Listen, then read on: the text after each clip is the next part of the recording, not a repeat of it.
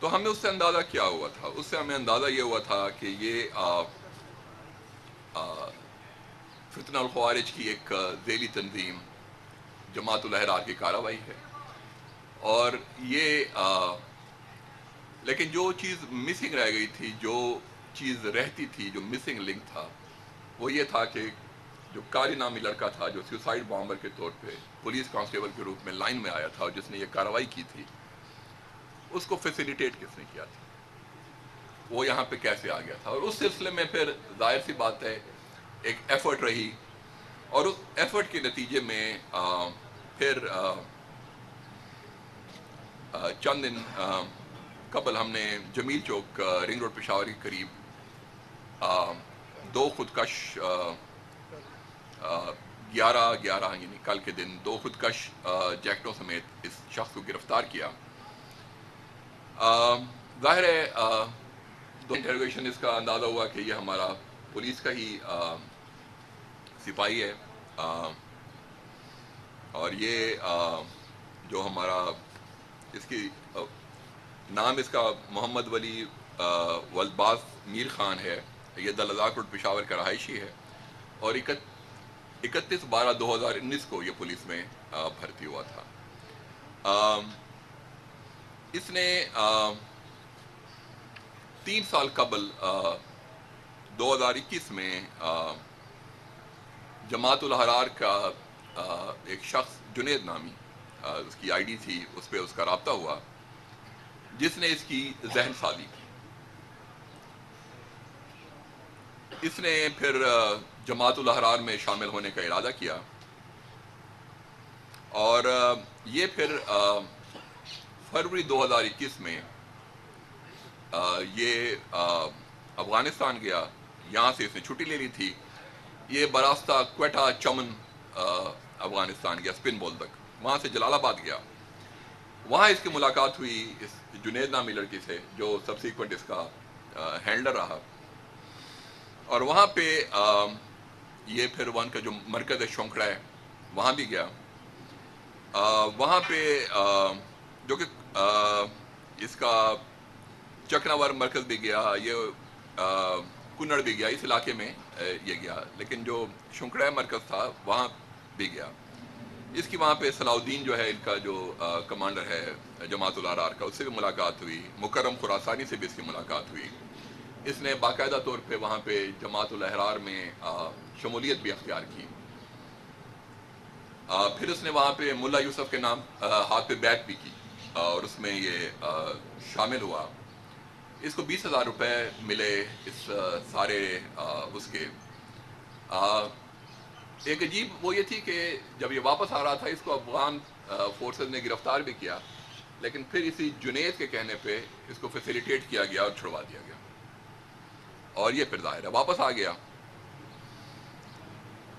2023 کے اوائل میں جب یہ واقعہ پیش آیا تو اس کی ڈیوٹی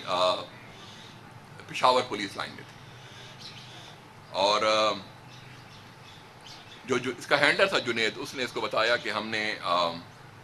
کمانڈر خالد خراسانی اس کی جو وہاں پہ موت ہوئی تھی افغانستان میں، اس کا بدلہ لینا ہے اور کچھ بڑا کام کرنا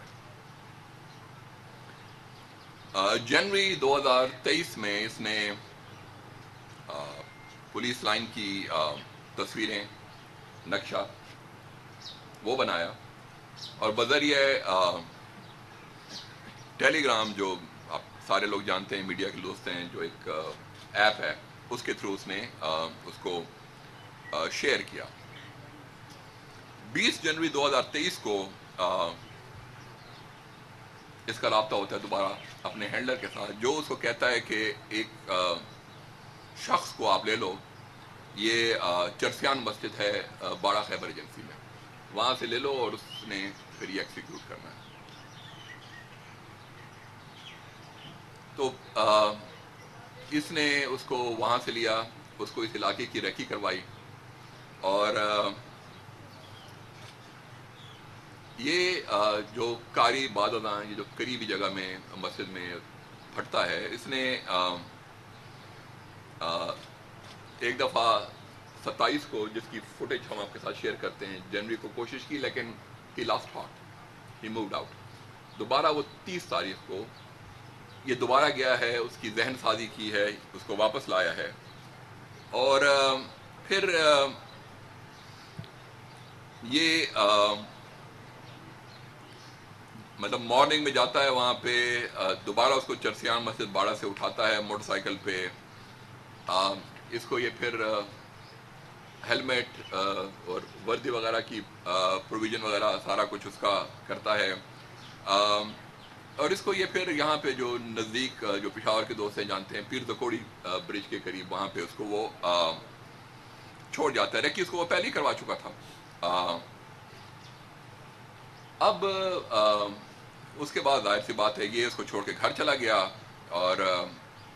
وہ جو خودکش بمبار ہے وہ یہاں پہ آیا ہے، اور اس نے وہ خودکش حملہ کیا ہے۔ جب خودکش حملہ ہو گیا ہے تو پھر اس کی کامیابی کی اطلاع بھی اس نے ٹیلی گرام ڈیوائس پہ اپنے ہینڈلر جنید کو دی ہے۔ اس سارے کام کے اس کو 2 لاکھ روپے پاکستان کے دس task which cost the lives of 100 بندے اس پہ شہید ہوئے۔ تو فی کس اس بدبخت شخص نے اپنے ہی بھائیوں کا سودا 2000 روپے، 250 بندہ زخمی ہے جن کی کچھ کی لائف تھریٹنگ انجری